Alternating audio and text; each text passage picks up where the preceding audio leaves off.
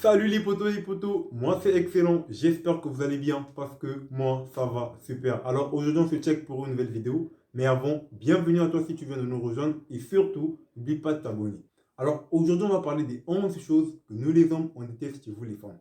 À vrai dire, non on vous aime bien les femmes, non on vous aime bien, hein? Vous êtes des reines, hein? Vous donnez la vie, hein? Sans vous, la terre serait vide. Sans vous, on ne peut rien faire. Tu vois, t'as capté ou pas? Nous, on avoue, on le reconnaît même. Mais seulement, vous avez la mauvaise habitude de faire certaines choses qui nous énervent. Et par rapport à ça, on dit stop les femmes, stop. Ah oui, hein, on en a marre les femmes, stop, stop, stop. On en a marre, on en a marre. Alors toi, la jolie fille qui me regarde, la jolie demoiselle qui me regarde, je t'invite à regarder cette vidéo jusqu'à la fin. Et surtout, surtout, de prendre note. Alors top, c'est parti dans 3, 2, 1, let's go!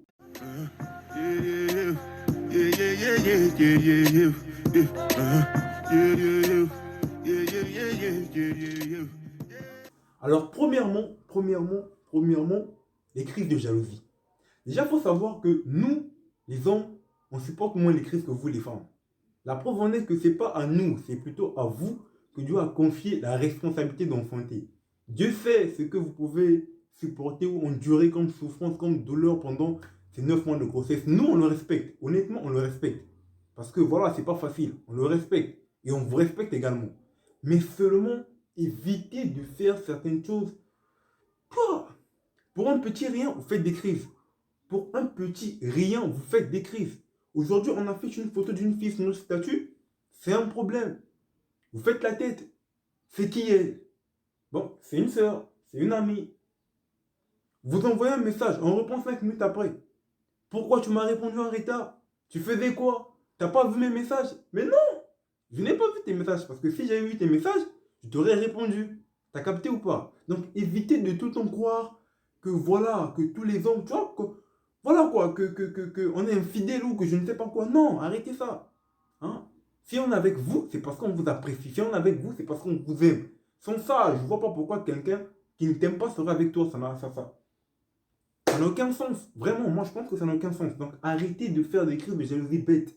Tu étais où? Tu fais quoi? Tu étais où hier? Tu étais avec qui hier? Tu es avec qui? Qui est à côté de toi? Il est où l'intérêt de te dire tout ça? Vraiment, ça n'a pas d'importance. Donc, les filles, arrêtez, vraiment arrêtez, parce que vous n'imaginez pas à quel point les crises de jalousie peuvent devenir lassants. Certes que, voilà, de temps en temps, on comprend, c'est pour que nous également, tu vois, qu'on manifeste de temps en temps, qu'on manifeste également tu vois, nos crises de jalousie. Mais nous, on est des hommes, tu vois. On peut faire des crises de jalousie, mais ça prend pas du temps, tu vois. C'est 2, 3 minutes, ça passe. Contrairement à vous, c'est du n'importe quoi. Alors arrêtez les filles. Pour l'amour du ciel, arrêtez. Arrêtez. Alors deuxième point, quand vous répétez sans cesse la même reproche. On n'est pas des enfants. On comprend quand ça va pas et quand ça va. Donc, quand il y a un souci, ça ne sert à rien de passer par quatre chemins. Et souvent, la plupart des temps, c'est quand vous voulez, en fait, dire un truc que voilà, vous répétez tout le temps la même chose. Non. Il ne faut pas passer par quatre chemins. C'est un problème, tu viens me voir, vous venez nous voir, vous nous posez votre problème. Mais il faut éviter de tout le temps répéter la même chose, la même chose. Surtout quand on a commis une erreur, c'est fini. Pour vous, vraiment, voilà quoi. C'est l'arme fatale. Tu me demandes de sortir les poubelles. Je ne l'ai pas fait. À ton retour, tu vois que non, tu constates que je n'ai pas sorti les poubelles. Ok, tu prends les poubelles, tu vas jeter les poubelles de toi-même. Tu prends les poubelles, tu vas mettre à la poubelle. Bon, tu prends les poubelles, tu vas mettre à la poubelle. Ça n'a pas de sens. Donc tu prends les poubelles, tu sors les poubelles. Et parce que je n'ai pas sorti les poubelles comme on s'était convenu, c'est un problème pour toi. Aujourd'hui, tu vas me le répéter. Demain, tu vas me le répéter. Après-demain, tu vas me le répéter. Après. On a compris. On a compris. On n'aurait pas dû faire ça. On aurait dû jeter les poubelles.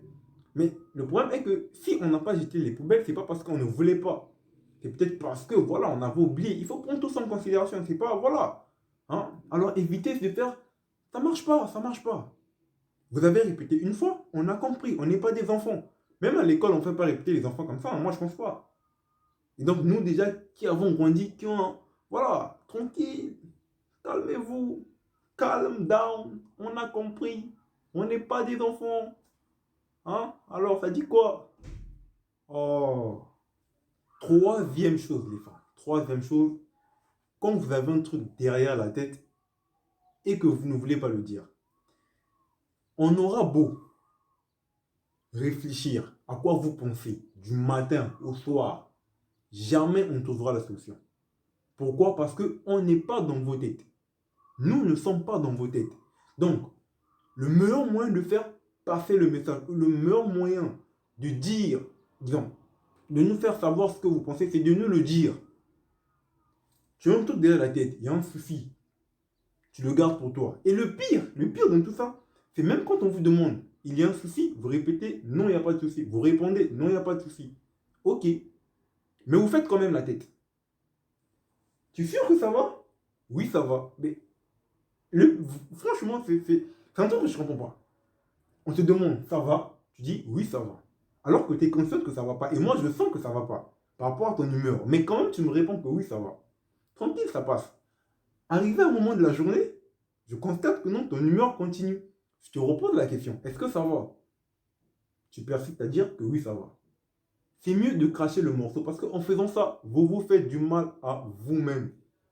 Vous faites du mal à vous-même. Donc le mieux serait de partager ce que vous pensez et non de le garder pour vous. Donc si tu penses que non, tu vas garder, moi je ne saurais jamais ce que tu penses. Je ne saurais jamais voilà, je ne saurais jamais ce qui ne va pas. Je ne saurais jamais qu'est-ce qui te tracasse ou c'est quoi le souci. Donc il faut vous exprimer, il faut partager ce que vous ressentez, il faut parler. Mais quand je dis parler, il ne faut pas beaucoup parler. Non, il faut parler tranquille. Voilà, poser un dialogue tête à tête normal, mais pas parler pour le plaisir de parler, non. Donc évitez de croire qu'on est des télépathes, qu'on peut lire dans vos têtes. C'est impossible, on n'a pas ce don-là. On n'a pas ce don-là. Donc arrêtez de penser que voilà, on ne fait pas comme ça. Alors on passe au quatrième point. Quand vous utilisez les réseaux sociaux pour nous atteindre. Et souvent, ça c'est souvent après une dispute.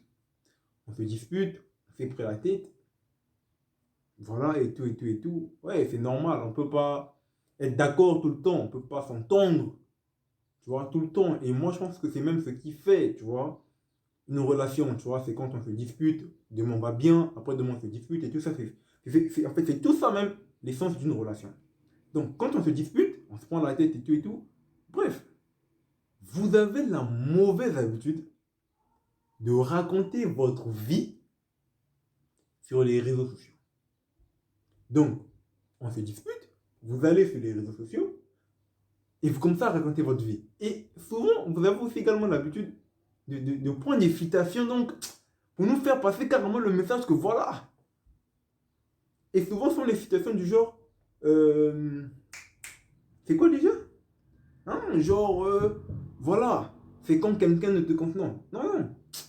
En fait, vous-même, vous connaissez le genre de citations que vous avez l'habitude d'utiliser. On se dispute, vous allez sur les réseaux et voilà, vous affichez des citations du matin au soir, tout ça pour faire passer le message. Nous, on voit vos statuts. On voit vos statuts. Mais on ne dit rien. Parce qu'on sait que si on se met à appuyer ce que vous mettez sur vos statuts, ça ne va rien arranger. Donc on vous regarde et on vous laisse faire. Donc c'est pas parce qu'on vous laisse faire qu'on ne voit pas. Non, ça n'a rien à voir. On voit, on comprend, mais on ne dit rien. Donc, arrêtez de toute fois qu'il y a dispute, malentendu, de prendre vos vies, disons quand je dis vos vies, c'est-à-dire, voilà, ce qui vous arrive avec votre partenaire et tout ça, de les publier sur les réseaux sociaux, ça ne sert à rien.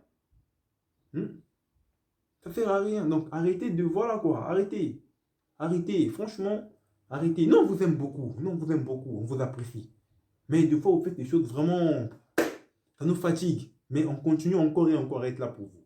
Donc, arrêtez. Alors, cinquième point, quand vous envahissez notre intimité. Moi, je ne pense pas que ça vous ferait plaisir que nous, on se pointe dans vos soirées entre filles. Ou au cas contraire, vous avez, voilà, un rendez-vous avec vos copines. Vous connaissez comment ça se passe, hein, vos trucs entre copines et tout et tout. Et tout d'un coup, que nous, on se pointait. Je ne pense pas que ça vous ferait plaisir. Et donc, c'est pareil pour nous. Donc, si vous ressentez le besoin de vous retrouver entre filles, ça veut dire que nous également, on ressent le besoin de se retrouver entre garçons. C'est pas que je te dis que moi, je vais voir mes potes, tu veux tout le temps être avec moi. Ça ne marche pas. Toi, avec tes potes, vous avez du temps pour vous. Moi également, avec mes potes, j'ai le droit d'avoir du temps pour moi. où nous, on a le droit également d'avoir du temps pour nous. Parce que je parle nous, moi, nous. Donc, si je te dis, ben voilà, je vais voir mes potes, je vais pour me rencontrer mes potes, ça ne sert pas que tu viennes pour dire que non, je veux savoir ce que vous faites. Ça n'a absolument rien à voir. On va parler des trucs de garçons, on va parler. Voilà, donc ça. Parce que moi, je pense que tes copines me trouveront de bizarre si moi, je me pointais avec toi dans un truc entre filles. Comment, pourquoi tu ramènes ton copain? Pourquoi? Alors que c'est pareil pour nous. Restez à la maison. Bon, pas à la maison. Partez là où vous voulez. Mais quand nous, on va se rencontrer entre potes et tout, ne venez pas avec nous. Respectez-le. Et puis, c'est pas quand on est avec nos potes que vous devez tout le temps nous appeler. Tu fais quoi? T'es où? Tu es à quel niveau? Ça n'a rien à voir. Laissez-nous respirer tranquille. Et il y a aussi les téléphones. Rares sont les mecs qui fouillent dans les téléphones de leurs meufs. Rares. Mais vous avez la mauvaise habitude de fouiner dans nos téléphones. C'est pour avoir quoi comme résultat? Parce qu'en faisant ça, le moindre message chelou va te faire péter les plombs. Va te faire péter. Il suffit juste que tu vois un message qui va de travers, tu te dis que ouais, voilà, il me trompe. Ça n'a rien à voir. Donc évitez ça. C'est pas pour rien que c'est mon téléphone. Donc c'est pas également pour rien que ton téléphone à toi, c'est ton téléphone. Mon téléphone, c'est-à-dire que c'est le mien. Et ton téléphone, c'est le tien. Donc reste avec ton téléphone. Moi également, je reste avec le mien. Arrêtez ça. Arrêtez de fouiller dans les téléphones de vos gars. Ça se fait pas. Ça se fait pas. Ça ne se fait pas. On a besoin et on a droit à notre intimité personnelle. Hein? Ça se fait pas. Alors la sixième chose, c'est quand on doit deviner pour nous. Alors la sixième chose, c'est quand nous devons deviner pour vous. Le problème avec ça, c'est quoi? Le problème avec ça, c'est que quand vous nous demandez de deviner pour vous, ça veut dire que de vous-même, vous n'avez pas pu faire le choix. D'accord. Mais nous, une fois qu'on fera le choix pour vous, ça ne vous plaira pas. Exemple, vous avez deux vêtements, vous les dames. Vous avez deux vêtements entre les mains. Le vêtement A et le vêtement B. Vous nous demandez, tu préfères le vêtement A ou le vêtement B? Logiquement, moi je fais mon choix. Si c'est A, je prendrai le A. Et si c'est le B, je prendrai le B. Donc moi, je prends le B. Et au final, qu'est-ce que madame fait ou mademoiselle fait? Elle choisit le vêtement A. Mais finalement, ça sert à quoi de nous demander qu'est-ce que vous devez choisir si déjà dans votre tête là, vous savez au préalable ce que vous allez choisir vous. Parce que si vous nous demandez et que nous on a fait le choix et que c'est pas ce que vous prenez, ça veut dire que vous, en fait, vous avez déjà fait votre point de vue quoi. Pour vous, vraiment, déjà, voilà quoi, nous, c'est ça, c'est ça. Mais ça sert à quoi de nous demander ce que vous allez prendre? Prenez, mettez dans le sac, allez payer, c'est fini. Non, vous nous demandez A ou B, on choisit B, et mademoiselle, elle prend A. Nous, en fait, le problème, c'est que ça nous, en fait, ça nous vexe, plus ou moins, un peu. Parce que, voilà, si tu demandes mon point de vue, c'est parce que tu veux vraiment, voilà. Mais après, moi, je fais mon choix. Je choisis pas. Donc, en fait, c'est comme si nous, on n'avait pas de choix. C'est comme si on n'est pas de goût. C'est comme si on ne pouvait pas choisir pour vous. Et ça, c'est pas beau. C'est pas beau. Moi, je pense pas que ça nous fait plaisir. Non, je pense pas. Ça fait plaisir à aucun homme. Aucun. Alors, le septième point, c'est quand vous vous mettez en mode machine. Moi, je pense que le meilleur moyen de régler un problème, de régler un souci, c'est le dialogue. Et vous avez l'habitude. En fait, chez vous, il n'y a pas de dialogue. Ah non, chez vous, il n'y a pas de dialogue. Chez vous, il y a le monologue. C'est-à-dire, il n'y a que vous qui parlez. Mais quand il n'y a que vous qui parlez, nous, à quel moment on doit se faire entendre? À quel moment on doit se faire écouter? Vous parlez encore et encore et encore, sans pourtant nous laisser le temps même de répliquer. Et à ce moment-là, on perd le dialogue. Pourquoi? Parce que ma demoiselle s'est transformée en mode machine. Elle parle sans arrêter, sans s'arrêter. Et nous là, voilà. Et le pire, quand ça arrive, on fait genre. À un moment, vraiment, on fait genre qu'on vous écoute. Vous parlez. On fait genre qu'on vous écoute. Mais deux fois, on n'est pas là. On se déconnecte. On se déconnecte de la conversation. Pourquoi? Parce qu'il n'y a pas, déjà, il n'y a pas de conversation. Donc, on se déconnecte. Et après, arrivé, à un moment, tellement vous avez parlé, on dit quoi? Ok, d'accord. C'est tout ce qu'on peut dire parce qu'on n'a pas écouté. Vous avez tellement parlé qu'à un moment, on n'arrive plus à suivre la conversation. Du coup, voilà, on se déconnecte. On se déconnecte carrément. On vous laisse faire votre affaire, gérez ça vous-même, parler. Arriver vers la fin, on dira, ok, j'ai compris. Eh ben oui, puisque vous ne voulez pas nous laisser parler. Dans ce cas, nous aussi, on va, voilà. On saura comment gérer l'affaire. Tranquille. Alors, la huitième chose, c'est quand vous critiquez tout et n'importe quoi. Vous, les dames, vous avez la mauvaise habitude toujours de critiquer tout et n'importe quoi. Quand vous êtes entre vous, les copines, là, moi, je pense que c'est tout ce que vous faites. Voilà. C'est tout ce que vous faites. Critiquer sur ci, critiquer sur ça. Quand vous voyez une fille passer mal habillée, vous critiquez. Le problème, c'est que quand vous critiquez, quand c'est vous-même, vous faites les critiques, tranquille.